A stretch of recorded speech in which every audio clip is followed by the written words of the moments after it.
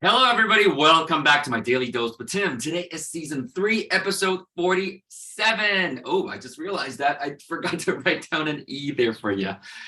So today, if you remember, we are actually on the topic of creative financing. And like almost every other topic that I want to touch on and share with everyone, I want to make sure that we always build from the ground up. As mentioned during the first episode on this topic yesterday, really, is that the point about building foundations, and which I love simply because of the fact that the whole goal, the whole point, in my opinion, is to build you up to be so solid and so strong that it doesn't matter what's happening out there, that your foundation, it is so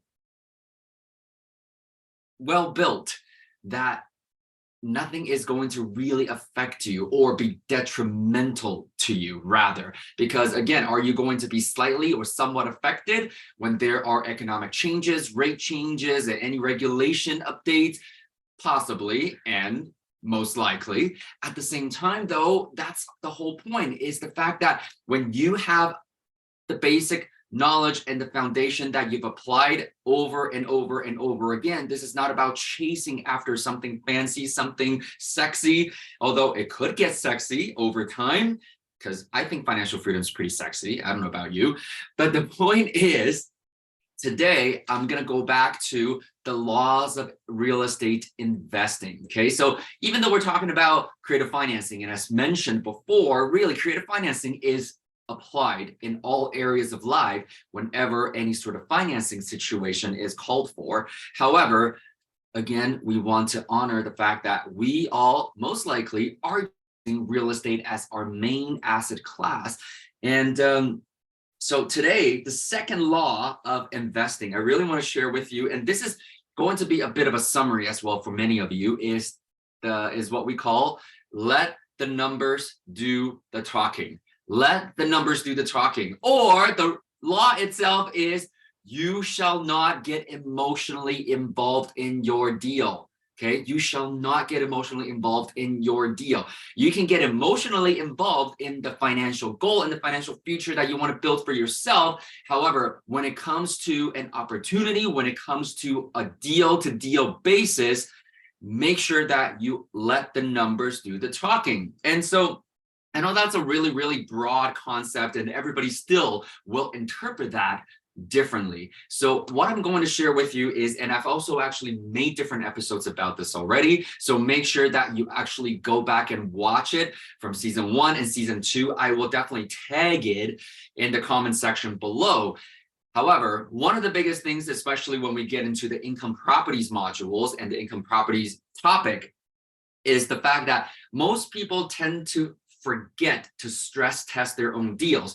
So if you recall, when we were going over the lease options topic that lasted way more than 10 episodes like I expected and really initially sort of planned for, again, everything's grown organically. And so the point here, though, is that people forget to stress test their own deals, or rather, especially for amateurs or people that are actually not financially educated, they're just simply taught how to purchase properties. And because this is the spreadsheet that they got from whatever course, whatever training they took, then these are the numbers that they do. And what I really want to share with everybody, and what really Trust Your Talent is teaching everyone, is really figuring out your own spectrum, your own level of risk tolerance, and your own level of stress testing, so that you can come out okay at any given point. Nothing makes me happier than hearing my students go, Tim, I just did a refinance and I'm pulling out more money than I thought I could. Or, hey, Tim, I just did a refinance after the BRRRR process and my property is performing way better than I thought. Or, hey, Tim, I just got into a deal, and you know what? Even though after the financing process and after all the fees, even though there were more fees than I expected, the deal's actually going to perform better than I did because, well, I followed the thought process. And in that particular case, usually it's simply overestimating your expenses and underestimating your revenue, so that at the end of the day, when you get that bonus spread, you're a happy camper. And more importantly, by being happy, I also mean being extra safe and secure about your investment decisions. And so coming back here though, like I said, don't get emotionally involved. People tend to manipulate the numbers on the spreadsheet so that the numbers look a little bit better and then they feel a little bit better and they kind of get a little hopeful. Remember, hoping is not a strategy, nor should it exist anywhere on your deal analysis spectrum, okay? And so a few things that I really want to touch on would be, for example, repairs and maintenance, okay? Repairs and maintenance. And beginning of this year in 2023, I actually did a little webinar that I call Stress Test Your Own Deals. And so I'm going to go see if that video has been pulled and published somewhere. And then I can also share a link if that's something that you're interested in. It's a 90-minute webinar, actually. And so the point behind this is that so many people, what they decide to do is that, oh, you know what? So-and-so told me to do 5%. Because, you know, I'm doing the BRRRR process. And so as you remember, the second BRRRR is reno because I am renovating this entire property. So, you know, most things are going to be new and I'm going to basically maybe shave off the 5% or just stick it at 5%. Honestly, these days, I always say that no matter what you think that number is, double it or triple it right now. Why? Because there are so many expenses that people forget that need to and will incur. And this is not just about repairs and maintenance. This is also in conjunction a lot of the times, especially when we're talking about income properties, for example. It doesn't matter if it's short-term, midterm, or long-term. This is the basic wear and tear and the maintenance and upkeep of the property. And this is why, for example, when you have tenant turnovers, a lot of the times you might have to repaint, you might have to fix flooring, you might have to fix a lot of the fixtures that might be damaged, you have to do a thorough clean. You also, a lot of the times, need to make sure that you do your pest control preventions, and all these different things all add up. And so even if you're not spending that 5%, 10%, or 15% while the tenants are there, because you can say, you know what, I have an amazing property management company that I work with, and their screening process is really, really, really tight. And the tenants that I get usually are very, very good quality. They take care of the properties, they pay everything on time. It doesn't really matter because at the end of the day, you got to do all of that. And the other thing is, depending on if you're self-managing right now or you've already hired and contract out property management, then you also need to remember to pay yourself. What if you decide to do some of the work yourself?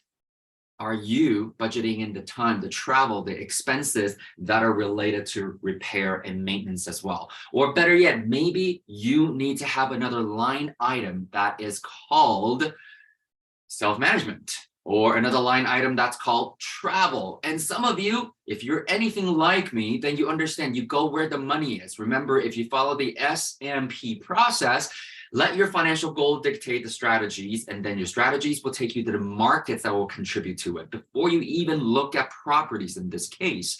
And so again, a lot of your properties may not actually be within easily traveled distance. And so what that means, if you're adding an extra line item, make sure that it may be a subcategory or a giant category altogether, because I don't know how many properties you're planning to acquire in a certain market. Okay, so today's episode is going to be very simple and very straightforward, simply because of the fact that it is literally a quick reminder.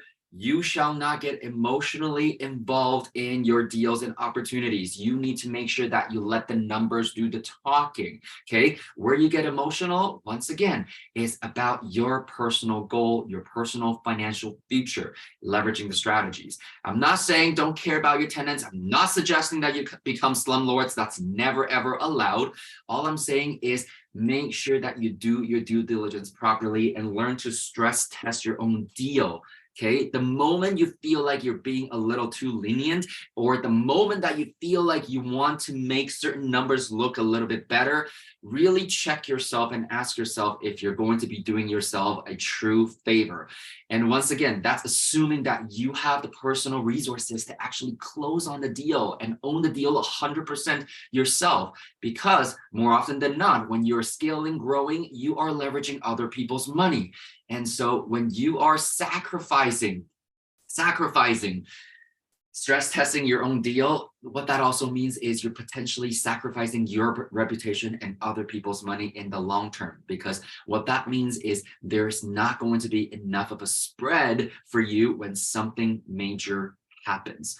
And something that I shared during a webinar that I just did this past weekend was simply the fact that, I actually budget a whole lot more. I stress test the heck out of every single deal that I go into. Why?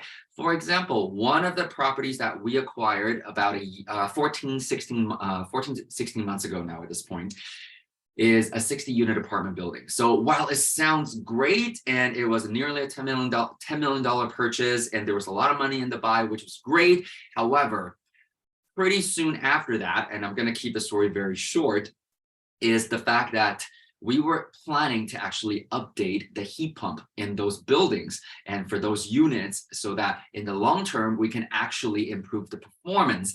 However, there were a lot more rainfalls than expected. And as a result, the roof actually flooded and we ended up having to change the roof. And at the same time, when we're updating the roof, we are also updating the heat pumps, as mentioned. Why? Because we're already doing the job once. We don't want to have to pay for the same work twice. Okay. And so what that means is all of a sudden, within a few months of acquisition, we also incurred a nearly $250,000 cash call right off the bat. Had you not budgeted for that, if there's no contingency, if there's no repair maintenance, and if it's not budgeted into your initial acquisition, that would have been a very challenging bill for most people to come up with.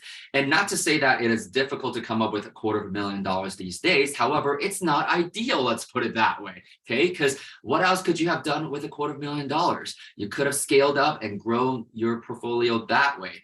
And so the point is, this is where a lot of the amateurs tend to forget, because then what happens is they tend to do what we call stealing from Peter to pay Paul. So they will start to leverage, borrow money, and then it turns out every single property will become over leveraged. And what that means is when certain economic conditions change, they're now at a very high risk. And so this is all I want to share today, and make sure that you actually go back and watch some of the previous episodes that I'm going to be putting in the comments section. Okay. So on that note, thank you very much for sticking with me, and we're going to continue to build a foundation, make sure that some of these laws are very solidified before we even go into any other subtopics within the creative financing realm. So with that said, have a great rest of the day. Live well, everybody.